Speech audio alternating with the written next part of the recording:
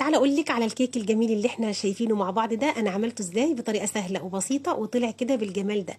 بجد يا جماعه خطير. الكيك طري وهش وطعمه بقى في حته تانية خالص.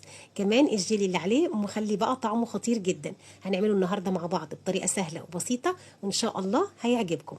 يلا بينا بقى نشوف الطريقه بتاعتنا ونشوف المقادير. بس قبل ما نبدا ما تنسوش بقى تعملوا للفيديو لايك وشير.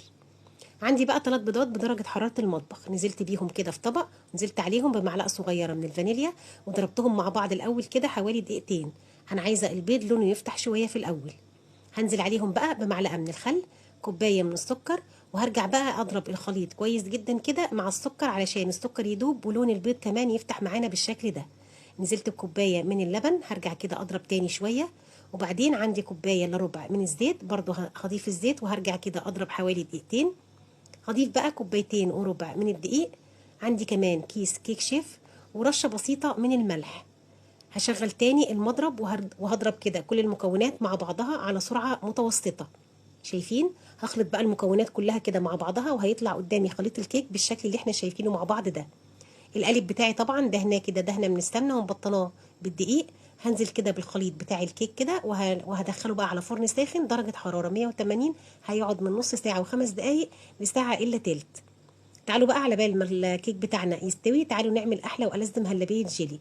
كوبايتين من الميه، 2 باكت من جيلي الفراوله، معلقتين كبار من النشا، معلقه كبيره كمان من السكر، وهقلبهم على البارد كويس جدا كده مع بعض. عشان بقى اعزز اللون هضيف 3 نقط كده او 4 نقط من لون الطعام الاحمر.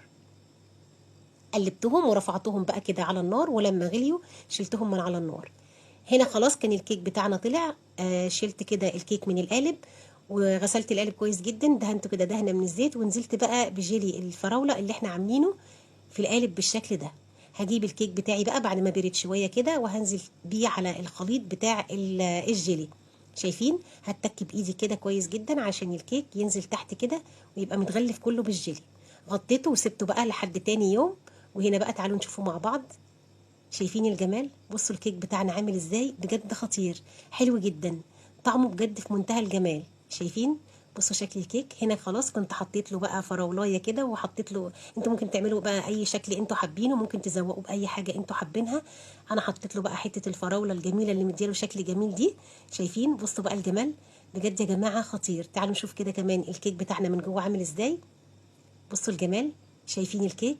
بجد حلو جدا. المسام بتاعت الكيك مظبوطه وطالع هش وطري وطعمه كمان في منتهى الجمال. شايفين؟ ممكن بقى تغيروا كيك، ممكن تغيروا الجيلي بتاع الفراوله، ممكن تعملوها بمانجا او اناناس او اي جيلي انتوا تحبوه. جربوها وما تنسوش بقى تعملوا للفيديو لايك وشير.